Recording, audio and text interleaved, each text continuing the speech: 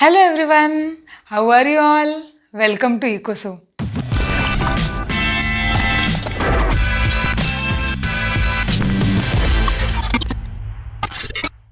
Last lecture में हम लोग ने आइसोकॉन स्टडी किए थे जिसे प्रोडक्शन इंडिफरेंस कर्व भी कहा जाता है।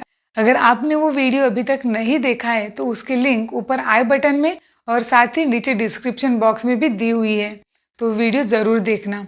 और आज का हमारा जो टॉपिक है वो है प्रॉपर्टीज़ ऑफ आइसोकॉन्स। आइसोकॉन्स की कुछ प्रॉपर्टीज़ है जो इंडिफरेंस कर्व की तरह ही है, जो आज के लेक्चर में हम लोग डिटेल में स्टडी करने वाले हैं। आपको सारी प्रॉपर्टी अच्छे से समझने के लिए वीडियो एंड तक ज़रूर देखिए। आइसोकॉन की प्रॉपर्टीज़ देखने से पहले हम लोग एक बार आइसोकॉन का मीनिंग रिवाइज करते हैं। An isoquant shows different quantities of labour and capital which produces equal level of output. मतलब हमारे पास लेबर एंड कैपिटल के अलग अलग कॉम्बिनेशंस होते हैं और हर एक combination same level of output produce करता है। अगर हम लोग कर्व भी देखते हैं तो कर्व का हर एक पॉइंट हमें सेम यानी कि equal level of output show करता है। तो यहाँ पे हम लोग स्टार्ट करते हैं first property, that is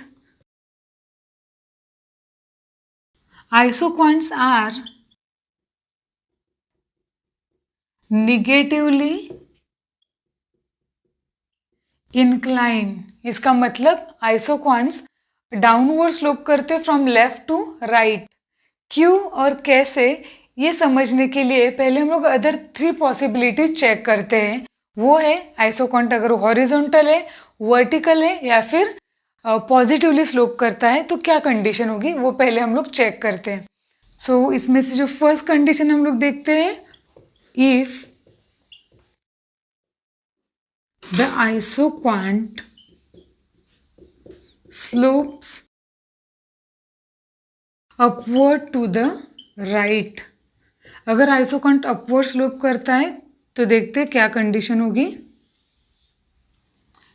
like on X axis as usual we will show labour and on Y axis we show capital. और ये है हमारा आइसोकॉन्ट जो कि अपवर्ड स्लोप कर रहा है, पॉजिटिवली स्लोप कर रहा है। इस आइसोकॉन्ट पे हम लोग एक पॉइंट लेते हैं, पॉइंट ए। पॉइंट ए पे we are using O K amount of capital and O L amount of labour. अभी आइसोकॉन्ट के अलग पॉइंट पे हम लोग देखते हैं, suppose point B. Point B पे we are using O L one amount of labour and O K one of capital. ये सिचुएशन में देखो, एज वी नो कि आइसोकॉन्ट का हर एक point same level of output produce करता है। यहाँ पे ए एंड बी एक ही आइसोकॉन्ट के 2 पॉइंट है। इसका मतलब ए एंड बी का जो लेवल ऑफ प्रोडक्शन है वो सेम होना चाहिए। बट क्या आपको लगता है by looking at this diagram it is possible? Because देखो ए पॉइंट पे ओ के एंड ओ एल यानी कैपिटल एंड लेबर के कम कॉम्बिनेशन से कम अमाउंट है, वही बी पॉइंट पे कैपिटल की भी और लेबर की भी ज़्यादा अमाउंट यूज़ की जा रही है। इसका मतलब obviously production on A is less than production on B and it means isoquant कभी भी पॉजिटिवली स्लोप नहीं कर सकता। नेक्स्ट हम लोग देखते हैं अगर आइसोकॉन्ट वर्टिकल होगा तो क्या होगा। Be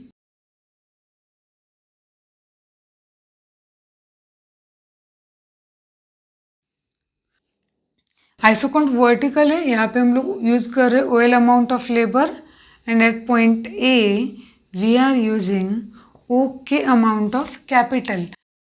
when we move from point A to point B on this same isoquant we can see we are using same amount of labour but amount of capital is now increase from O K to O K 1।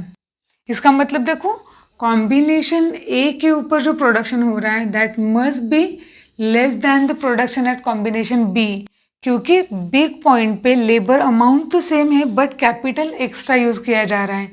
इसका मतलब A and B point पे level of output same नहीं है and therefore isoquant can not be vertical, क्योंकि isoquant के हर एक point पे सेम लेवल ऑफ आउटपुट होता है। नेक्स्ट कंडीशन हम लोग चेक करेंगे horizontal isoquant. If the isoquant is horizontal, horizontal यानी कि आइसोक्वांट एक्स एक्सिस को पैरेलल है। Here our isoquant is I Q curve पे ए पॉइंट पे हम लोग यूज़ कर रहे हैं O L amount of labour and O K amount of capital.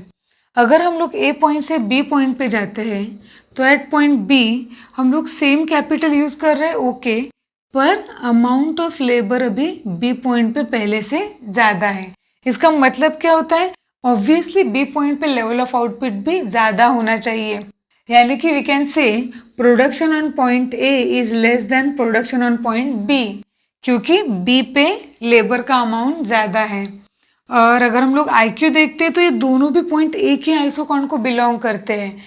And अगर हम लोग आइसोकॉन्ट की डेफिनेशन देखते हैं तो according to definition every point on an isoquant produces equal level of output, यानी कि यहाँ पे ए एंड बी पे जो आउटपुट प्रोड्यूस हो रहा है वो इक्वल नहीं है and therefore isoquant can not be horizontal.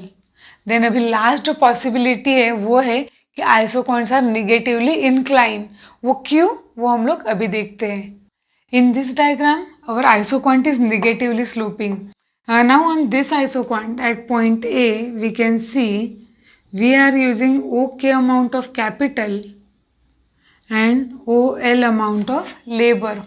अब अगर हमें A point से B point पे जाना है then we can see at point B we are using now more amount of labor. At the same time we can see amount of capital is decreased. यानी कि अगर labour increase होने की वजह से आउटपुट इंक्रीज होगा तो same time capital कम होने की वजह से आउटपुट कम भी होगा। मीन्स फाइनल में क्या होगा कि आउटपुट कांस्टेंट रहेगा, आउटपुट ना ही इंक्रीज होगा ना ही डिक्रीज होगा। यानी कि आउटपुट का जो लॉस कैपिटल कम होने से हो रहा है वही हम लोग लेबर इंक्रीज करके क्या कर रहे हैं, इंक्रीज कर रहे हैं। और इसीलिए we can say level of output at point A is equals to the level of output at point B and therefore isoquants are negatively inclined because इस कंडीशन में isoquant के हर एक पॉइंट पे level of output equal यानी कि constant रहेगा। I hope आपको ये फर्स्ट प्रॉपर्टी अच्छे से समझी होगी। नेक्स्ट हम लोग देखते हैं second property. Second property, an isoquant lying above and to the right of another represents an higher output level. यहाँ पे हम लोग दो आइसोक्वांट्स ड्रॉ करने वाले हैं। फर्स्ट है I Q which produces 100 units of output and then we draw second isoquant I Q one which is producing 200 units of output. ये क्यों होता है? क्योंकि यहाँ पे देखो आई क्यू वन ऊपर की साइड में, वो राइट साइड में भी फर्स्ट आइसोक्वांट के कंपैरिजन में, तो यहाँ पे आउटपुट हमेशा ज़्यादा रहेगा। वो क्यों, वो हम लोग एक एग्जांपल के साथ देखते हैं। Suppose we have point A on I Q curve. A point पे we are using O K units of capital and O L units of labour to produce 100 units of output.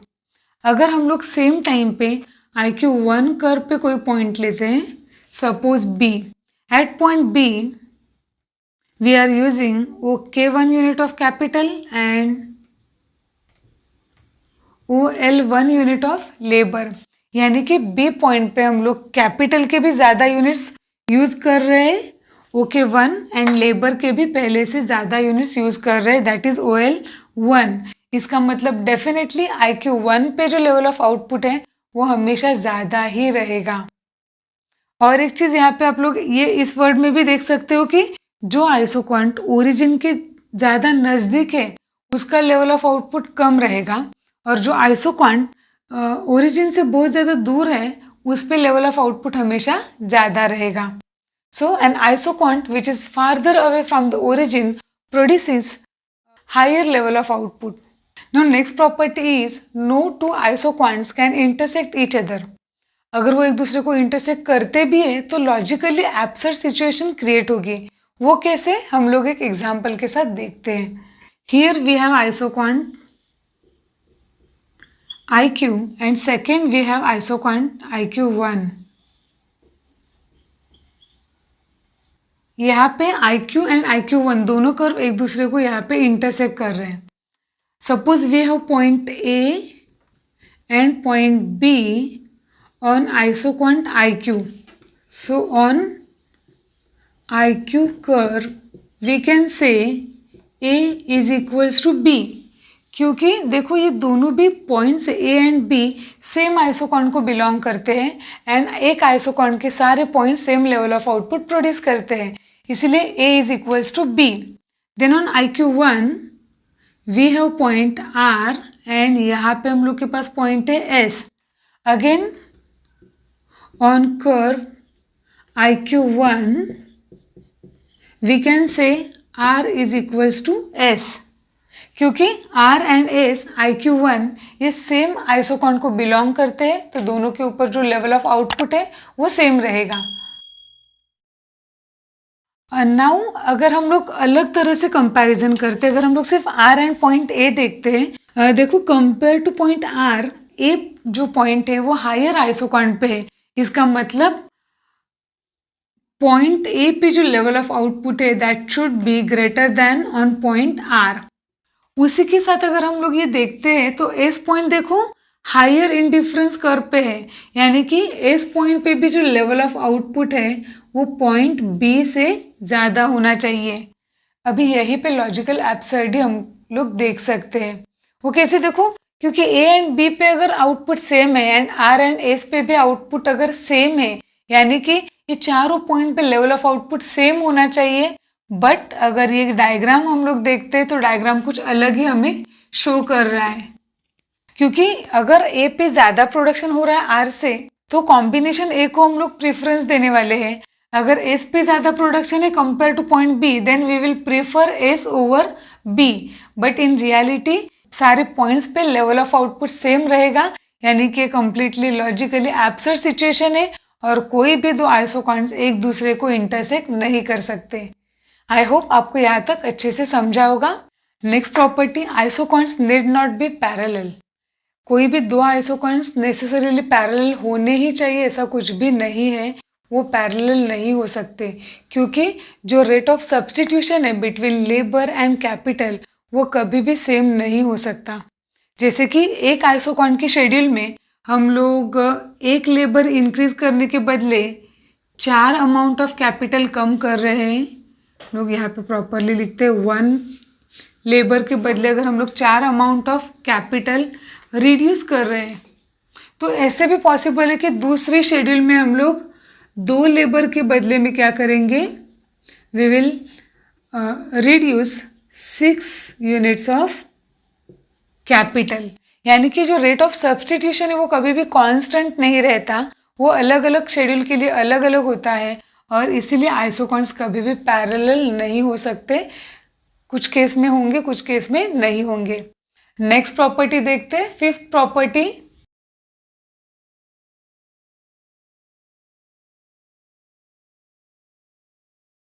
In between two isoquants there can be a number of isoquants. यानी हम लोग जो isoquant, अगर ये 2 isoquant हम लोग ने किसी का इसमें ड्रॉ किए हैं, ये है IQ, ये है IQ1, तो इसके बीच में बहुत सारे अनगिनत आइसोकॉन्स हो सकते हैं. Now next property 6 units of output shown on an isoquant are arbitrary. इसका मतलब हम लोग आइसोकॉन ड्रॉ करते समय जो 100, 200 लेवल ऑफ आउटपुट शो करते हैं वो आर्बिट्ररी है. हम लोग 100, 200 की जगह 10, 20 भी ले सकते हैं या फिर 1000, 2000 ऐसे कोई भी आर्बिट्ररी नंबर ले सकते हैं. आई होप आपको यहाँ तक समझा होगा. नेक्स्ट प्रॉपर्टी है, no isoquants can touch either axis. No isoquants can touch either axis, यानी कि आइसोकॉन्ट एक्स या वाई किसी भी एक्सिस को टच नहीं करता है. क्यों नहीं कर सकता, ये हम लोग डायग्राम के साथ ही देखते हैं कि अगर वो टच करता है किसी भी एक्सिस को तो क्या पॉसिबिलिटीज़ है. यहाँ पे वाई एक्सिस शो करता है कैपिटल एक्स एक्सिस शो करता है labour, we have isoquant IQ1 which is intersecting y axis. y axis पे IQ1 कर इंटरसेक्ट कर रहा है at point A. At point A amount of capital used is okay but amount of labour used is zero at this point, यानी कि सिर्फ capital use किया जा रहा है। बट अगर हम लोगों को याद होगा ये टू वेरिएबल प्रोडक्शन फंक्शन है जिसमें लेबर एंड कैपिटल दोनों का भी यूज होता है, और उसी के साथ हम लोग ने अज्यूम किया है both factors of production are used in the process of production, यानी कि ये पॉसिबल ही नहीं है कि सिर्फ कैपिटल के साथ हम लोग आउटपुट प्रोड्यूस कर सकते हैं। इसीलिए isoquant can not touch y axis. Same way अगर आइसोक्वांट x एक्सिस को टच करता है, देखते क्या पॉसिबिलिटीज़ हैं। Here we have IQ curve, यहाँ पे IQ कर्व x एक्सिस को B पॉइंट पे टच कर रहा है। एट पॉइंट B, हम लोग ये B ऊपर लिखते हैं, we are using OL amount of labour and zero amount of capital, यानी कि सिर्फ लेबर की सहायता से आउटपुट प्रोड्यूस हो रहा है, कैपिटल की अमाउंट जीरो है। अगेन अजम्पशन के according level of output produce करने के लिए हम लोग लेबर एंड कैपिटल दोनों का यूज़ करते हैं, एंड यहाँ पे अगर सिर्फ लेबर यूज़ हो रहा है यानी कि आइसोक्वांट एक्स एक्सिस को भी टच नहीं कर सकता। आई होप आपको ये समझा होगा। Our next property is each isoquant is convex to the origin. अगर वो कॉन्वेक्स नहीं है और अगर वो कॉन्केव है तो क्या डिफरेंस होगा, हम लोग दोनों डायग्राम ड्रॉ करके देखते हैं। First diagram convex isoquant and second हम लोग ड्रॉ करते हैं कॉन्केव आइसोक्वांट, और फिर हम देखते हैं कि एक्चुअल सिचुएशन क्या होनी चाहिए। तो यहाँ पे पहले ड्रॉ करते हैं कॉन्वेक्स आइसोक्वांट। यहाँ पे कॉन्वेक्स आइसोक्वांट पे अगर हम लोग देखते हैं पॉइंट ए से हम लोग जाते हैं पॉइंट ए पे OL amount of labour, OK amount of capital. अगर हम लोग पॉइंट बी पे जाते हैं at point B we are using OL1 amount of labour and OK1 amount of capital, यानी कि देखो OL से OL1 हम लोग ने लेबर सेम अमाउंट से इंक्रीज किया है बट कैपिटल हम लोग ने ज़्यादा गिव अप किया है to obtain a same level of output. Similarly अगर हम लोग थर्ड पॉइंट लेते हैं पॉइंट सी पे देखो अगेन हम लोग ने लेबर L2 में same amount of labour increase की है बट यहाँ पे हम लोग ने पहले से कम कैपिटल गिव अप किया है। इसका मतलब अगर हम लोग एक्स एक्सिस पे लेबर सेम अमाउंट से इंक्रीज करते हैं we give up less and less amount of capital. Capital जो हम लोग फॉरगो कर रहे हैं वो कम कम होता जा रहा है। इसका मतलब यहाँ पे diminishing rate of technical substitution वो डिक्लाइनिंग है, मतलब कैपिटल की कम कम अमाउंट हम लोग गिव अप कर रहे हैं जो कि आइसोक्वांट के बारे में सही है, और इसीलिए आइसोक्वांट कॉन्वेक्स ही होते हैं। हम लोग इसमें से जो टॉपिक है diminishing rate of technical substitution ये एक अलग वीडियो में डिटेल में देखेंगे। देन नेक्स्ट हम लोग देखते हैं कि अगर ये कॉन्केव है तो क्या होगा। यहाँ पे हमारा आइसोक्वांट कॉन्केव है इन दिस डायग्राम। यहाँ पे at point A again we are using OL of labor, OK of capital. When we move from point A to point B, here we are using same additional unit of labor and we are giving up some amount of capital at point B. छोटी सी amount हम लोग ने capital की give up की है यहाँ पे। Again हम लोग लेबर एक यूनिट से इंक्रीज करते हैं, यहाँ पे लेबर इंक्रीज हो गए OL2 बट इस बार हम लोग पहले से ज़्यादा कैपिटल की अमाउंट गिव अप कर रहे हैं एट पॉइंट C, यानी कि every time when we increase the amount of labour we are giving up more and more amount of capital, right. Diminishing marginal rate of technical substitution यहाँ पे increasing है जो कि पॉसिबिलिटी नहीं है isoquant के लिए, और इसीलिए आइसोकॉन कभी भी कॉनकेव नहीं होगा, वो हमेशा ही कॉन्वेक्स ही रहेगा। One more thing, diminishing marginal rate of technical substitution, तो यहाँ पे MRTS है, marginal rate of technical substitution यहाँ पे डिक्लाइनिंग है, यहाँ पे वो इंक्रीजिंग है, इंक्रीजिंग पॉसिबिलिटी नहीं है, इसीलिए ये कर्व हमेशा कॉन्वेक्स टू द ओरिजिन ही रहेगा। MRTS क्या होता है हम लोग एक सेपरेट वीडियो में स्टडी करेंगे। Now the last property of isoquant is ridge lines, यानी कि आइसोकॉन्ट का जो इफिशिएंट एरिया ऑफ ऑपरेशन होता है, जहाँ पे पॉजिटिव रिटर्न से मिलते दोनों फैक्टर्स को, लेबर एंड कैपिटल को, वो रिज लाइंस के बीच में होता है। हम लोग उसका भी डायग्राम देखते हैं।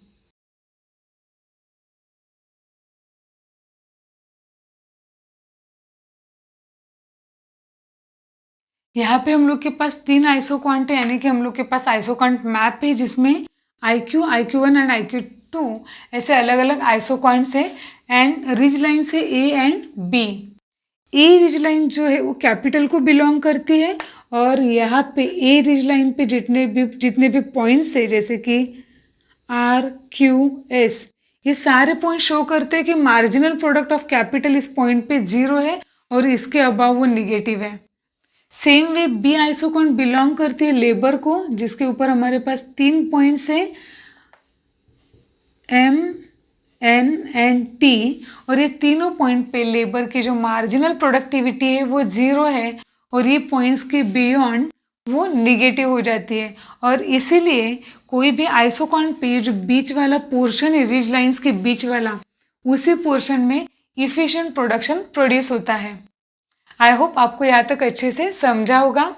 आज के टॉपिक में से जो 2 पॉइंट्स है या 2 कंसेप्ट है, जैसे कि marginal rate of technical substitution and second ridge lines, ये दोनों पे हम लोग एक अलग वीडियो बनाने वाले हैं, तो वो आप ज़रूर देखिए।